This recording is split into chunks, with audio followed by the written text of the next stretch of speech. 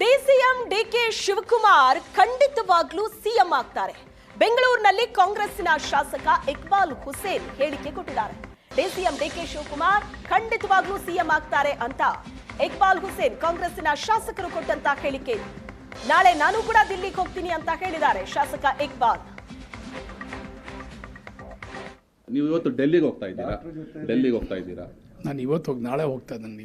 ನೀವೇ ಮೊದಲು ದನಿ ಎತ್ತಿದ್ದು, ನಿಮಗೆ ಒಂದು ನೋಟಿಸ್ ಕೂಡ ಕೊಟ್ಟಿದ್ದೀನಿ ಅಂತಂದ್ರು. ಸೊ ನಿಮ್ಮಿಂದಾನೇ ಇದು ಶುರುವಾಗಿದ್ದು ಸರ್. ಅಂದರೆ ಈ ಅಧಿಕಾರ ಹಂಚಿಕೆ ಇವೆಲ್ಲ ನಡೀತಾ ಇದೆಯಾ, ಆಗ್ತಾ ಇದೆಯಾ, ಏನು ನಡೀತಿದೆ? ಈಗ ಒಂದಷ್ಟು ಜನ ಡೆಲ್ಲಿಗೆ ಹೋಗಿದ್ದಾರೆ, ನೀವು ಕೂಡ ಹೋಗ್ತಾ ಇದ್ದೀರಾ? ನೋಡಿ, ತಾವು ಗಮನಿಸಿದ್ದೀರಾ,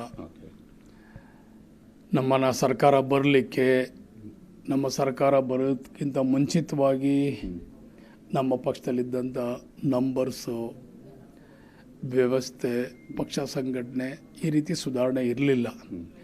ಡಿ ಕೆ ಶಿವಕುಮಾರ್ ಅವರ ನೇತೃತ್ವದಲ್ಲಿ, ಅವರ ಅಧ್ಯಕ್ಷತೆಯಲ್ಲಿ ಸಾಕಷ್ಟು ಪಕ್ಷ ಸಂಘಟನೆ ಆಗಿದೆ, ಬಲಿಷ್ಠವಾಗಿ ಬೆಳೆದಿದೆ. ಸೊ ಅವ್ರಿಗೆ ಉಪಮುಖ್ಯಮಂತ್ರಿಯಾಗಿ ಕೆಲಸ ಮಾಡ್ತಾ ಇದ್ದಾರೆ. ನಮ್ಮ ಆಸೆ ಅಭಿಲಾಷೆ ಅವ್ರಿಗೆ ಒಂದು ಅವಕಾಶ ಕೊಡಲಿ, ಅವರು ಒಂದು 2.5 ವರ್ಷ ಮುಖ್ಯಮಂತ್ರಿ ಆಗಲಿ ಅಂಥೇಳಿ ಅನೇಕ ಜನರು ಇದಕ್ಕೊಂದು ಆಸೆ ಅಭಿಲಾಷೆನ ಪಡ್ತಾ ಇದ್ದಾರೆ. ಬಹುಶಃ ನಿಮ್ಮ ಇಡೀ ಟೀಮಲ್ಲಿ, ಅಂದರೆ ನಿಮ್ಮ ಇಡೀ ಕಾಂಗ್ರೆಸ್ನಲ್ಲಿ ನೀವೇ ಫಸ್ಟ್ ದನಿ ಎತ್ತಿದ್ದು ಅಂತ ಅನ್ಸುತ್ತೆ ಅಲ್ವಾ ಸರ್ ಈ ವಿಚಾರವಾಗಿ? ಅಧಿಕಾರ ಹಸ್ತಾಂತರ ವಿಚಾರದಲ್ಲಿ ಹೈಕಮಾಂಡ್ ಮಧ್ಯಪ್ರವೇಶಿಸಿ ಸಿಎಂ ತೆಗೆದು ಬದಲಾವಣೆ ಮಾಡಿ ಅಂತ ಹೇಳುವಷ್ಟು ದೊಡ್ಡವರಲ್ಲ. ಮಾಗಡಿಯಲ್ಲಿ ಡಿಕೆ ಶಿವಕುಮಾರ್ ಬಣದ ಶಾಸಕ ಎಚ್.ಸಿ. ಬಾಲಕೃಷ್ಣ ಹೇಳಿಕೆ ಕೊಟ್ಟಿದ್ದಾರೆ.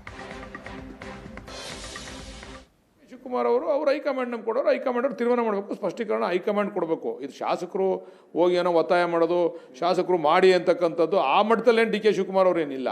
ಡಿ ಕೆ ಶಿವಕುಮಾರ್ ಅವರು ಹೈಕಮಾಂಡ್ ಹತ್ರ ಚೆನ್ನಾಗಿದ್ದಾರೆ, ಅಲ್ಲಿ ತೀರ್ಮಾನ ಆಗ್ತದೆ ಅಂತಕ್ಕಂಥ ವಿಶ್ವಾಸ ಅವ್ರಿಗೂ ಇದೆ, ಎಲ್ರಿಗೂ ಇದೆ. ಅಲ್ಲ, ಡೆವಲಪ್ಮೆಂಟ್ ಅಂತ ಯಾಕಂತೀರ? ಡೆಲ್ಲಿಗೆ ಹೋದವರೆಲ್ಲ ಡಿ ಕೆ ಶಿವಕುಮಾರ್ ಅವ್ರ ಪರವಾಗಿ ಬ್ಯಾಟಿಂಗ್ ಮಾಡೋಕ್ಕೆ ಅಂತ ಹೋಗೋರೆ ಅಂತ ಯಾಕೆ ಅನ್ಕೋತೀರ ನೀವು?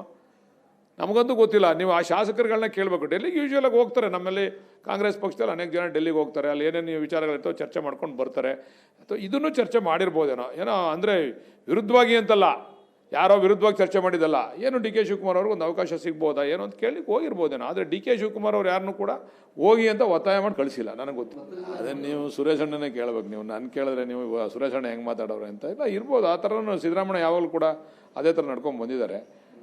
ಬಟ್ ಸುರೇಶ್ ಅಣ್ಣ ಯಾವ ಅರ್ಥದಲ್ಲಿ ಹೇಳೋರು ಅಂತ ಗೊತ್ತಿಲ್ಲ ನನಗೆ. ಅಲ್ಲ, ಅದು ಇರ್ಬೋದು. ನಾನು ಹೇಳಿಲ್ವಾ, ನಾವು ಆ ಮಟ್ಟದಲ್ಲಿ ಮಾತಾಡೋಷ್ಟು ದೊಡ್ಡ ನಾಯಕರಲ್ಲ ನಾವು. ನಮ್ಮಲ್ಲಿ ಸಾಕಷ್ಟು ದೊಡ್ಡ ನಾಯಕರುಗಳಿದ್ದಾರೆ, ಏನೇನು ಚರ್ಚೆ ಮಾಡೋರು.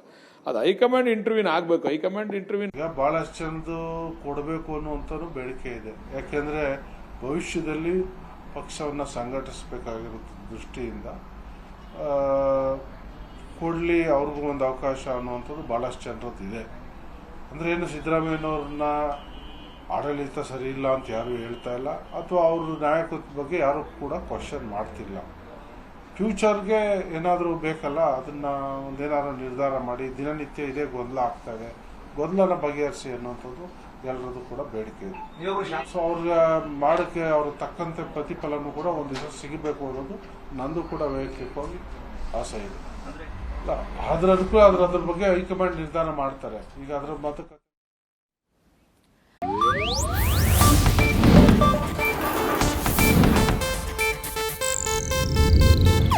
ಇದು ಏಷ್ಯಾನೆಟ್ ನ್ಯೂಸ್ ನೆಟ್ವರ್ಕ್ ಪ್ರಸ್ತುತಿ.